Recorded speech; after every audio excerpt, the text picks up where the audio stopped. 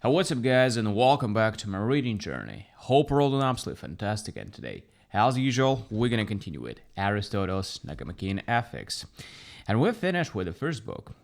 It's gonna be the second one, Virtue of Character, the first chapter.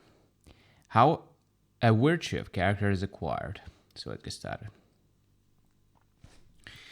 Virtue, then, is of two sorts, virtue of thought and virtue of character. Virtue of thought arises and grows mostly from teaching. That is why it needs experience and time. Virtue of character, i.e. of ethos, results from habit, ethos. Hence, it is ethical, slightly varied from ethos.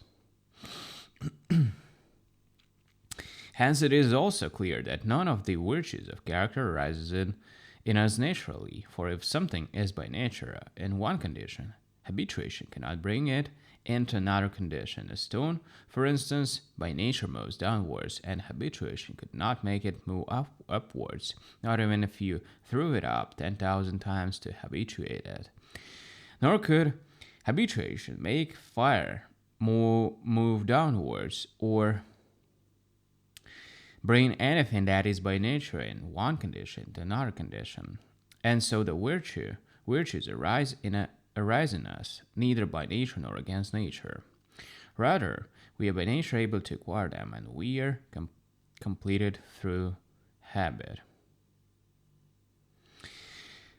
Further, if something arises in us by nature, we first have the capacity for it, and later perform the activity.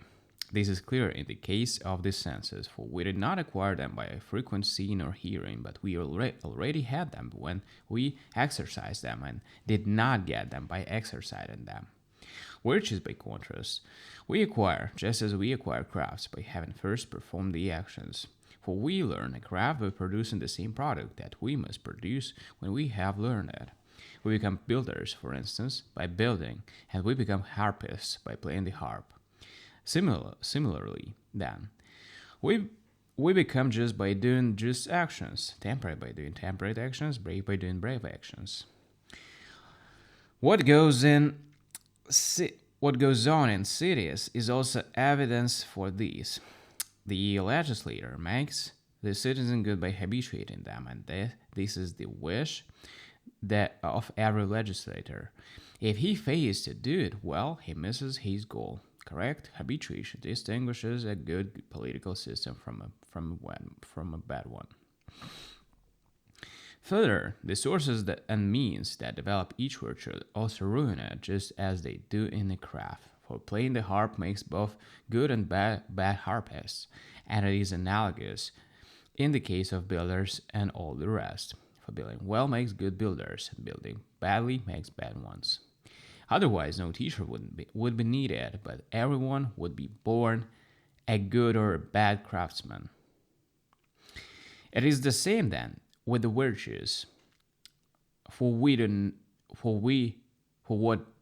we do in our dealings with other people makes some of us some unjust, and what we do in terrifying situations and the habits of fear or confidence that we acquire make some of us brave and others cowardly. The same is true of situations involving appetites and anger. For one or another sort of conduct in these situations makes some people temperate and calm, but other people intemperate and irascible. To sum it up in a single account, a state of character results from the repetition of similar actions. This is why we must perform the right actions, since differences in these imply corresponding differences in the states. It is not unimportant then to acquire one sort of habit or another right from our youth. On the contrary, it is very important indeed, all important. Alright, guys, so we've done with the first chapter, and we're going to continue tomorrow the next one. Thank you for joining me today in this reading session. Hope you enjoyed the journey. See you. Bye.